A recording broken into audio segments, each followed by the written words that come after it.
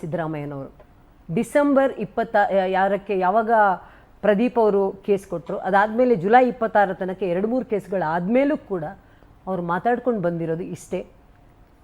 ನಾನು ಏನೂ ತಪ್ಪು ಮಾಡಿಲ್ಲ, ಕಪ್ಪು ಚುಕ್ಕೆ ಏನೂ ಇಲ್ಲ, 40 ವರ್ಷದಲ್ಲಿ ಏನೂ ಇಲ್ಲ.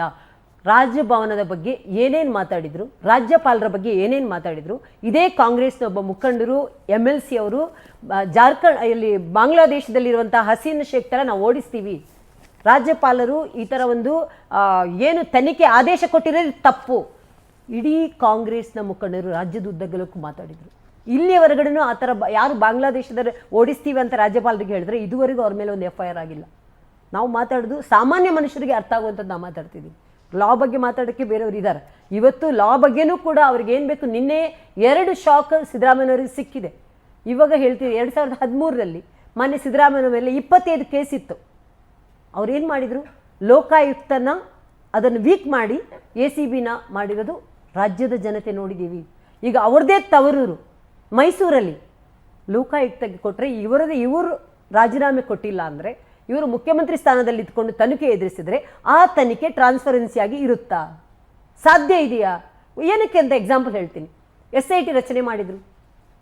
ಮಾನ್ಯ ಮಿನಿಸ್ಟರ್ ಒಬ್ಬರು SIT ಸಂಬಂಧಪಟ್ಟ ನಾಗೇಂದ್ರ ಅವರು ಜೈಲಲ್ಲಿದ್ದಾರೆ. ಅವರ ಮೇಲೆ ಒಂದೇ ಒಂದು FIR ಇಲ್ಲ, ಅವರ ಹೆಸರು ಚಾರ್ಜ್ ಶೀಟಲ್ಲಿ ಇಲ್ಲ. ಇದು SIT, ಇದು ನಮ್ಮ ರಾಜ್ಯದ ದುರಂತ. ಇದು SIT ರಚನೆ. ಇದು ರಾಜ್ಯದಲ್ಲಿ ಈಗ ಯಾವುದೇ ಒಂದು ವ್ಯಕ್ತಿಯ ಹೆಸರು FIR ಇಲ್ಲ ಅಥವಾ ಚಾರ್ಜ್ ಶೀಟಲ್ಲಿ ಇಲ್ಲ, ಆ ಮನುಷ್ಯ ಅವರು ನಾಗೇಂದ್ರ ಅವರು ಜೈಲಲ್ಲಿದ್ದಾರೆ. ಇಂತಹ SITನ ಇಂತಹ ತನಿಖಾ ಸಂಸ್ಥೆನ ರಾಜ್ಯ ಸರ್ಕಾರದ ಅಂಡರಲ್ಲಿರೋ ತನಿಖಾ ಸಂಸ್ಥೆ ನಾವು ನಂಬಬೇಕಾ? ಇದೇ ಮಾನ್ಯ ಇವರು ಯಡಿಯೂರಪ್ಪನವರಿಗೆ ಇವರು ಏನು ಹೇಳಿದರು ಬೇಕಾದ್ರೆ ರೀಪ್ಲೇ ಮಾಡಿಸ್ತೀನಿ. ಯಾರು ನಮ್ಮ ಇದೇ ಸಿದ್ದರಾಮಯ್ಯನವರು, ನೀವು 1 ನಿಮಿಷನೂ ಕೂತ್ಕೋಬಾರ್ದು ಸೀಟಲ್ಲಿ, ತನಿಖೆ ನಿಷ್ಪಕ್ಷಪಾತವಾಗಿ ಆಗಲ್ಲ ಅಂತ ಏನು ಹೇಳಿದರು. ಇವಾಗ ಅವರು ಅದೇ ಮಾತನ್ನು ಅದನ್ನೇ ಸೀಟಲ್ಲಿ ಇಟ್ಕೊಂಡು ಇವಾಗ ನಾನು ತನಿಖೆ ಎದುರಿಸ್ತೀನಿ ಅಂತ ಹೇಳುವ ಬದಲು ಅವತ್ತಿಂದ ಇವತ್ತಿನವರೆಗಡೆ ಕೋಟ್ಯಾಂತರ ರೂಪಾಯಿ ಖರ್ಚು ಮಾಡಿಕೊಂಡು ಸೀನಿಯರ್ ಕೌನ್ಸಿಲ್ನ ಡೆಲ್ಲಿನ ಬರಮಾಡಿಕೊಂಡು ಕೇಸ್ಗಳನ್ನು ಈ ಥರ ಮಾಡೋ ಬದಲು ಅವತ್ತೇ ಅವರು ತನಿಖೆ ಮಾಡ್ಬೋದಾಗಿತ್ತು. ಒಂದು ದಿನ ಅಧಿವೇಶನದ ಮೊದಲು ದೇಸಾಯಿ ಆಯೋಗನ ಮಾಡಿರ್ತಾರೆ. ಇವರೇ ಮಾಡಿರುವ 10 ವರ್ಷದ ಹಿಂದೆ ಕೆಂಪಯ್ಯ ಆಯೋಗದ ವರದಿ ಏನಾಯಿತು? ಏನಕ್ಕೆ ಇದನ್ನು ಮುಚ್ಚಾಕಕ್ಕೆ ಮಾಡ್ತಾ ಇದ್ದೀರಾ?